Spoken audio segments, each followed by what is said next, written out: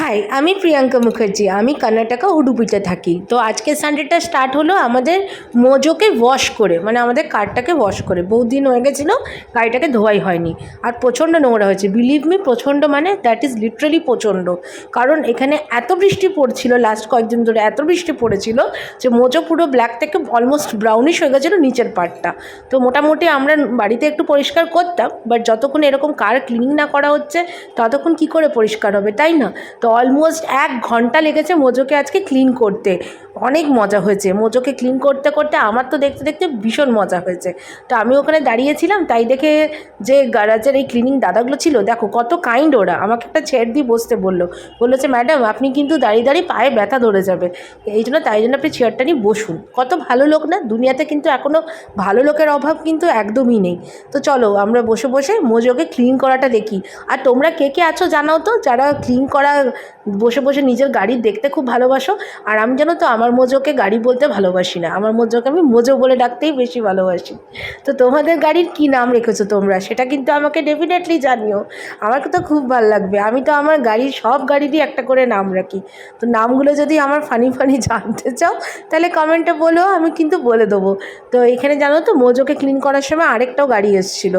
আর আমার না সবথেকে বেস্ট পার্ট কী লাগে জানো তো, যখন এরকম করে মোজোকে ওপরে ওঠায় নিচটা ক্লিন করার জন্য, তখন আমার মনে হয় যদি আমিও ভেতরে বসে থাকতাম তাহলে কি মজাটাই না হতো বলো।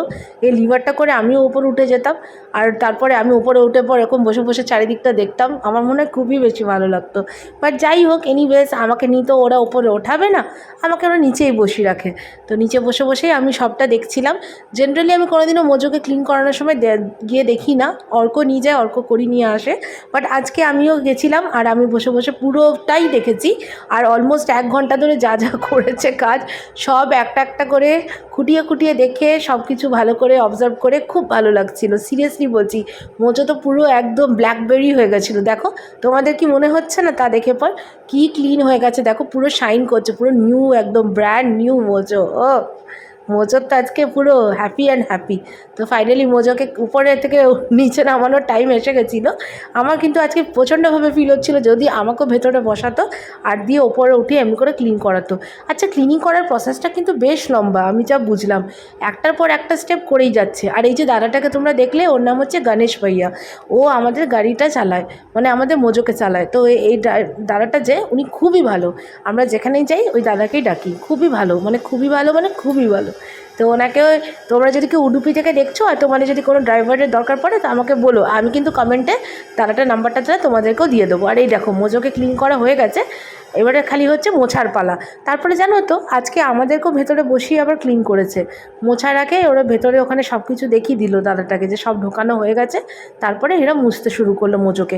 আচ্ছা, গাড়ি ক্লিন করতে কি এতক্ষণ সময় লাগে? আমি তো কিন্তু সত্যি জানতাম না। আমি ভাবতাম হয়তো এরকমই হয়ে যায়।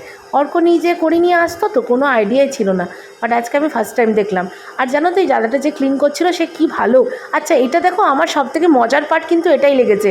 আমরা গাড়িতে বসেছিলাম ভেতরে, আর বাইরে থেকে উনি জল দিয়ে ক্লিন করছিল। আর এই যে ক্লিন করার সময় পুরো আমার গায়ে জল ঢুকে গেছিলো, কারণ আমার যে উইন্ডোটা ছিল ওটা একটু ওপেন ছিল। আমি বললাম না আমি ফার্স্ট টাইম গেছিলাম, তা আমার কোনো আইডিয়াই ছিল না যে মোজোকে এইভাবে ক্লিনও করে বলে। আচ্ছা, যেটা জিজ্ঞেস করছিলাম, তোমাদের কি কোনো আইডিয়া আছে যে গাড়ি ক্লিন করার সময় কি এতক্ষণই সময় লাগে সব গাড়িতে, নাকি মোজো প্রচুর নোংরা হয়েছিল তাই জন্য এতক্ষণ সময় লাগলো?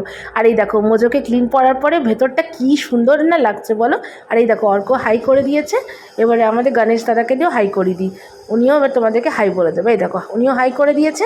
এবারে আমরা যাচ্ছি একটু কুন্দাপুরা, ওই ভিডিওটা নেক্সট ব্লগে দেখাবো। চলো টাটা।